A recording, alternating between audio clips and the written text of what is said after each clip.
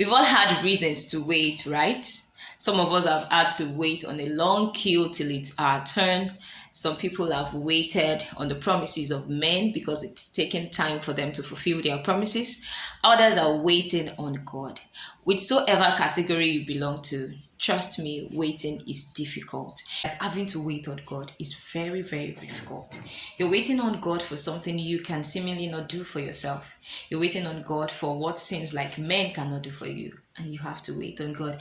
If it is men, you can actually still probably remind them via a phone call, a text message, an email, and what have you. But having to wait on God, the only means is to communicate by prayer. You will not see God and say, Daddy, good morning, sir. It's your daughter again. I've come to remind you. Please, I need so and so. No, you just have to go to God in prayer.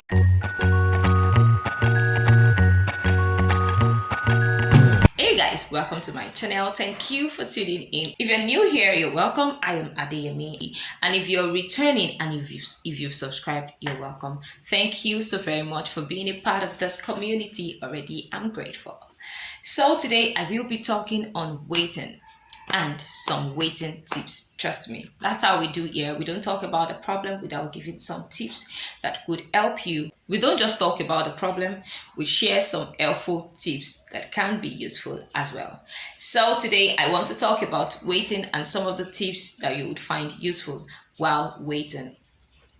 Waiting can seem to be like the hardest part of life, like the most difficult aspect of life, having to wait on God. You don't know when He's going to answer. You don't know when your turn would happen. You see people sharing their testimonies and their stories around you, and then you ask God, when will my time come? And it seemed to be very difficult, and waiting seemed to go on, and then it seemed endless. It seemed endless, and there is nothing you can do about it but just the normal routine of praying to God in hope that it would happen. Waiting can drain you of hope. Even if you've had to wait in the past, there's still something you're waiting on God for now. And then that thing will seem like the best thing God can do for you. Like, once God has done this for you, you will be forever happy. That's a lie. Because the moment He answers that prayer, there is something else you want Him to do for you. I could remember when I was going for service. When I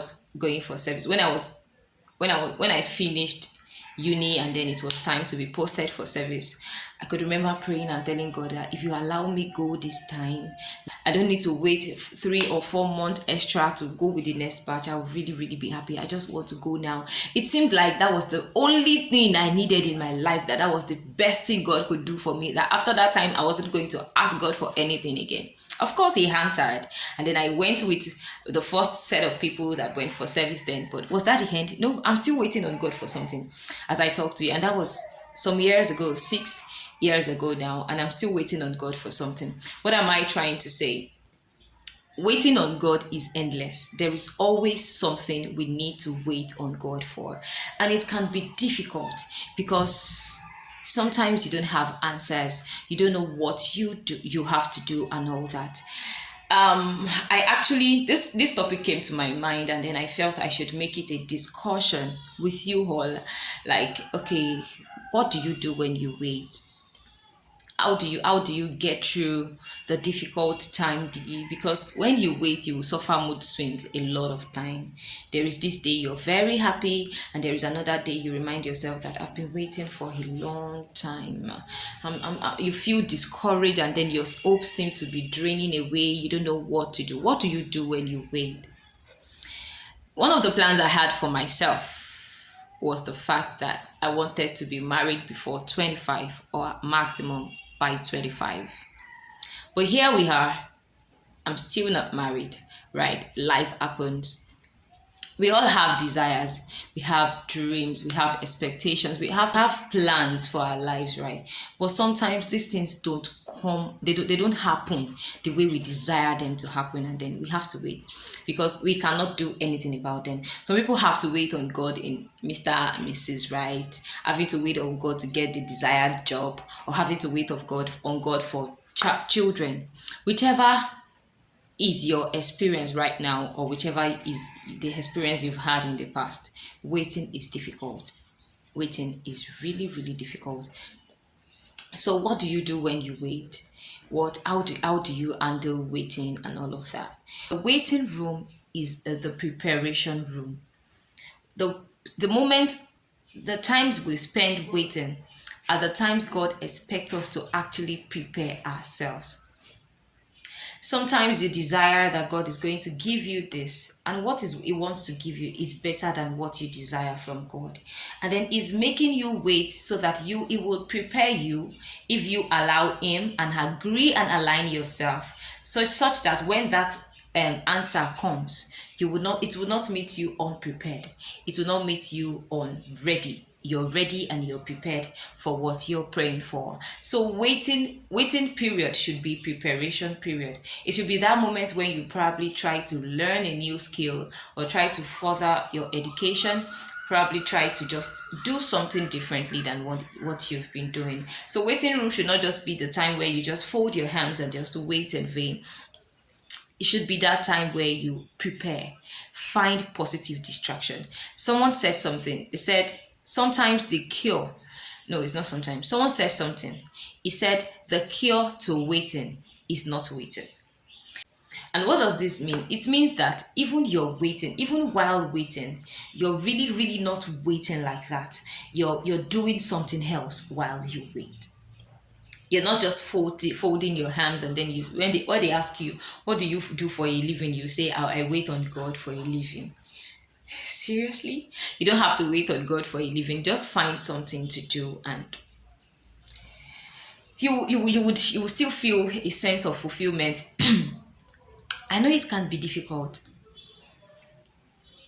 but you know that you're adding to your portfolio. You're growing while you wait. You're preparing yourself for what you asked for. So you're not just waiting aimlessly. And one funny thing about the ways of God is that God will show us the end result. He will not tell us the things we have to go through, like the process of having to get to where He has promised us. So sometimes you need to walk on water. You will need to walk in water. You will need to walk through fire. You will need to survive the wind and all of that. And those are the preparation moments before you get to your promised land. So we are not as expected to wait in vain. Do something while you wait. Learn a new skill, go back to school, learn a trade, read a book. Do something while waiting. And waiting period is not a wasting period. If God makes you wait, it is because He wants you to do something while you wait. Waiting should not be an occupation. They should not ask you to introduce yourself in a gathering and you tell them, what do you do? And you say, I'm waiting on God. No, you're not waiting on God. You should do something while you wait on God. And another thing, and this thing has really, really helped me so well, is that I am this person that I don't really party. I don't have a long list of friends. And the funny thing is that my friends are not even close to me. They are like states away from where I am right now. So oftentimes I just talked with my friends on phone and we just talk for long hours. So I'm not really this social person like that. But I belong to one social community, and that is the church. So whatever social community you belong to, make sure you don't miss meeting times.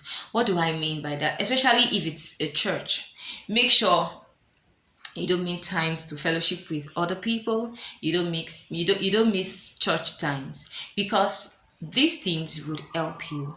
Sometimes when you fellowship with other people, all you need to actually strengthen, all you need for strength, all you need for encouragement would be in that meeting. And if you can just find your way to attend that meeting, you'll see that someone might just sing a song that would just resonate so well with you. It could just be a word from the pastor. It could be anything. It could even be an action, probably a compliment or anything. And that thing, you would just see that you've drawn strength from that meeting. And then you are feeling like you want to fly for the rest of that week. It's okay to want to spend time with God alone. It's okay to want to pray, to read the Bible, to sing, and all of that alone. But sometimes when we are waiting, we need to draw strength from other people. Sometimes you cannot do this all by yourself. You need to be surrounded by people that would encourage you. You need to be surrounded by people that you would hear testimonies, you would hear people's story. Imagine hearing that someone had to wait for 40 years for the fruit of the womb, someone had to wait for 10 years to get a job and all of that. You just want to say that, oh, so I'm not alone in this. People go through this as well. And then you encourage yourself. It will stir you up to want to pray the more, to want to trust God the more. So, in essence, what I am trying to say is that don't dissociate yourself from spiritual and meaningful gatherings.